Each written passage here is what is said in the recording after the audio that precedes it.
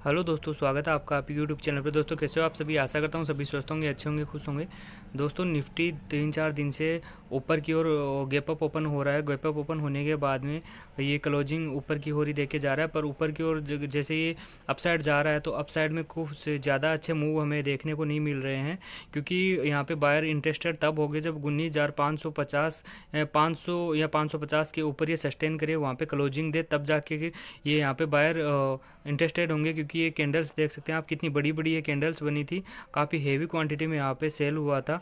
तो जब तक इसके ऊपर नहीं निकलता है 19,520 550 के ऊपर, तब तक एक अच्छा मूव हमें देखने को नहीं मिलेगा। इसी वजह से मार्केट ऊपर तो गैप अप तो ओपन हो रहा है, पर यहाँ पे इंट्राडे में अच्छे मूव ऊपर की ओर नहीं दे पा रहा है।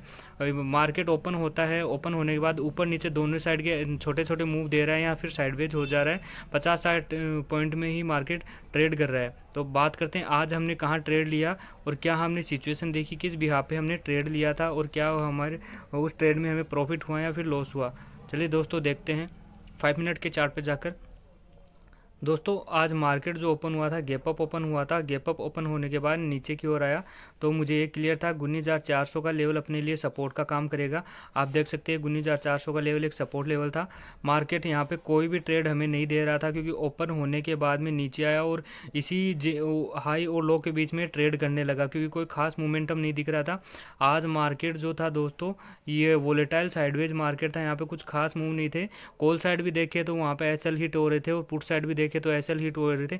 स्पाइक आ रहा था 10-10 15-15 पॉइंट का, और वो ही स्पाइक्स में हमारे एसएल हिट हो रहे थे। तो दोस्तों मैंने यहाँ कहीं भी ट्रेड नहीं लिया था, मैंने इस कैंडल पे ट्रेड लिया था। छोटा सा एक 10:30 वाली कैंडल पे, इस कैंडल पे मैंने ट्रेड लिया था। वो इसलिए लिया था क्योंकि यहाँ पे काफ़ी देर तक यहाँ पे इसने मार्केट ने साइडवेज जोन में यहाँ पे काम किया। काम करने के बाद मैंने एक ट्रेंड लाइन ड्रॉ करी थी, जो ट्रेंड लाइन इस प्रकार है दोस्तों, आप देख सकते हैं। ट्रेंड लाइन मैंने ड्रॉ करी थी।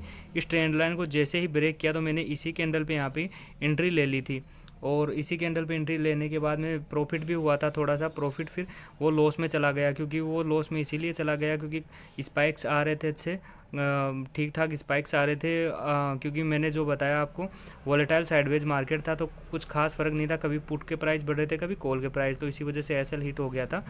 तो फिर मैंने यहाँ पे कोई ट्रेड नहीं लिया निफ्टी में, क्योंकि मुझे पता था 400 का लेवल भी यहाँ पे है, और 400 का लेवल के नीचे अगर क्लोजिंग देता है तो हमें खास अच्छा एक मूव देखने को मिल सकता है। और वैसे देखे तो मार्केट में कोई डाउन साइड का सिनेरियो बना हुआ नहीं था, तो इसलिए मैंने ट्रेड निफ्टी में लिया नहीं था। फिर बैंक निफ्टी में मैंने ट्रेड लिया था।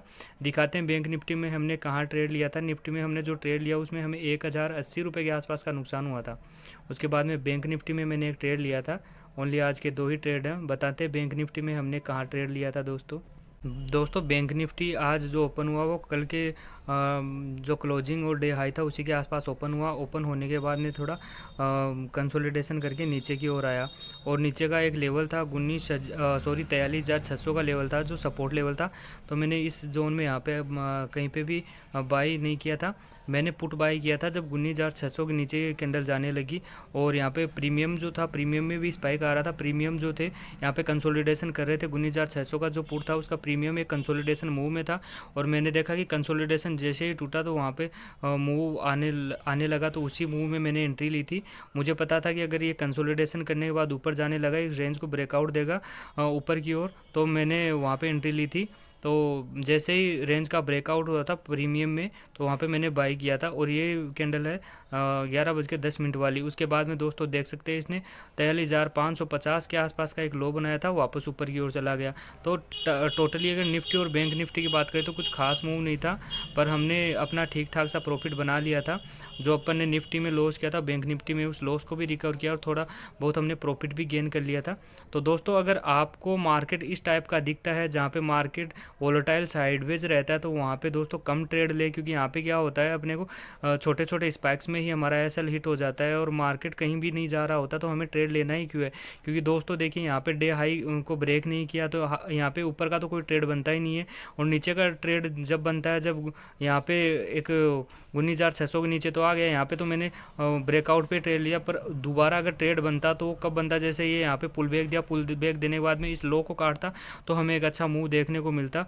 जो कि इसको ला सकता था 43,450 के आसपास। तो यहाँ पे आप देख सकते हैं हमने 2 ही ट्रेड लिए थे, एक निफ्टी में और एक बैंक निफ्टी में। निफ्टी में जो हमें लॉस हुआ था 1089 का हुआ था, और बैंक निफ्टी में हमें जो प्रॉफिट हुआ था 43,600 की पुट में जो हुआ था वो 3168 का हुआ था। तो टोटल नेट टू नेट हमारा प्रॉफिट हुआ है 2079 का।